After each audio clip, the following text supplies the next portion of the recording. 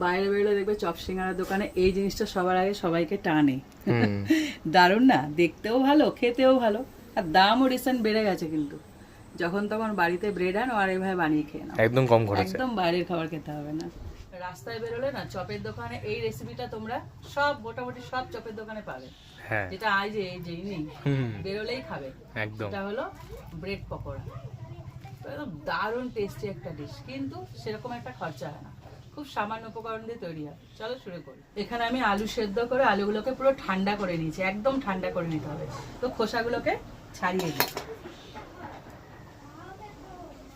কড়াই বসিয়ে দিয়েছি, প্রথমে কিছু বাদাম আমি ভেজে নেব।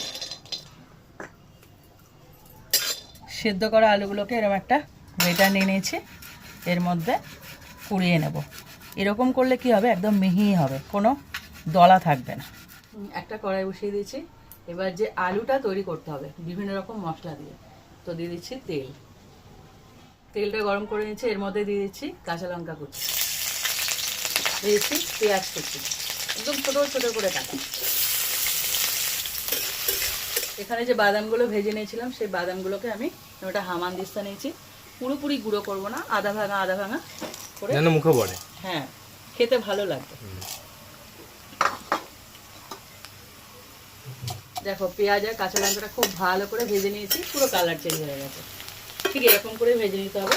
এবার যে আলু সেদ্ধটা গ্রেট করে রেখেছিলাম সেই আলু সেদ্ধটাকে এর মধ্যে দিয়ে দেবো। আলু সেদ্ধটা পুরোপুরি দেওয়া হয়ে গেছে। এবার একে একে সমস্ত মশলাগুলো দিয়ে দেবো। দিয়ে দিচ্ছি স্বাদ অনুযায়ী লবণ, সামান্য একটুখানি হলুদ গুঁড়ো, এটা কালারের জন্য, কাশ্মীরি লঙ্কার গুঁড়ো, এটাও কালারের জন্য, হাফ চামচ মতো চিলি ফ্লেক্স, দিয়ে দিচ্ছি চাট মশলা, এটা খুব সুন্দর একটা স্বাদ আনবে। এবার দিয়ে দিচ্ছি ভাজা জিরের গুঁড়ো, এটা একটু বেশি করে দিতে হবে, কারণ পুরো টেস্টটা এতেই আসবে। এবার এটাকে ভালো করে মিশিয়ে দেবো। দেখো আলু সেদ্ধ ছিল সাদা, হয়ে গেছে কালারফুল, হ্যাঁ, আর সেরকম টেস্টও বেড়ে গেছে। এবার এটাকে পুরোপুরি ঠান্ডা করে নিতে হবে। দেখো এরকম একটা থালার মধ্যে ঢেলে নিয়েছি, সম্পূর্ণ ঠান্ডা করে নিতে হবে। এইবার ওপর থেকে যে বাদামগুলোকে ক্রাশ করেছিলাম সেটা দেব, এটাকে পুরো মিশিয়ে দিতে হবে। একটা ব্যাটার তৈরি করব, তার জন্য একটা বোল নিয়ে নিচ্ছি বেসন, দিয়েছি চালের গুঁড়ো, যতটা বেসন তার 1/4 ভাগ হলো চালের গুঁড়ো, স্বাদ অনুযায়ী লবণ, সামান্য হলুদ গুঁড়ো, চিলি ফ্লেক্স, কাশ্মীরি লঙ্কার গুঁড়ো, সুন্দর একটা কালার আসবে। এবার এটাকে খুব ভালো করে মিশিয়ে নিতে হবে। প্রথমে অল্প অল্প করে জল মেশাতে হবে। ব্যাটারের ঘনত্বটা ঠিক এরকম হবে। এবার এটাকে ভালো করে ফেটাতে হবে। এখানে আমি ব্রেডগুলোকে নিয়ে নিয়েছি এক এক করে, আর এই দেখো পুরো পুরটাকে ঠান্ডা করে নিয়েছি। প্রথমে আমি একটা ব্রেড নিয়ে নেব, তার মধ্যে পুরটাকে পুরো সমানভাবে চারিদিক থেকে লাগিয়ে দিতে হবে।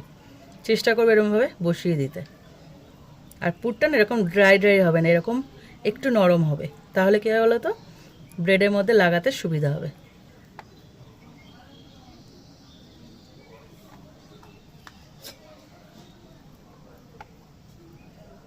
পুরোটা যেন কভার করে, একটুও বাকি যেন না থাকে, তবেই খেতে ভালো লাগবে।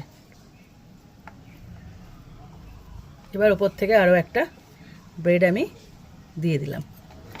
এইবার এর মাঝখান বরাবর কেটে দেবো, পুরো একদম কোণাকার, হ্যাঁ যেভাবে হয় আর কি। দেখো কি সুন্দর হয়েছে, দারুণ না?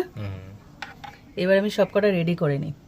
দেখো সব কটা একদম তৈরি করা হয়ে গেছে, আর এদিকে ব্যাটারটাও রেডি, আর এদিকে আমি তেলও গরম করে নিয়েছি। এক এক করে ব্যাটারে ডোবাবো আর তেলে ছাড়বো। চারিদিক থেকে সম্পূর্ণ লাগাতে হবে। এইবার গরম তেলে দিয়ে দিতে হবে, ব্যাস এইটুকুই তো কাজ।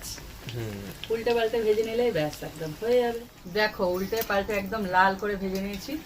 এবার এটাকে তুলে নেবো, এর থেকে বেশি লাল করার দরকার নেই। কি মজাদার রেসিপি না? একদম, আর দোকানে যেতে হবে না।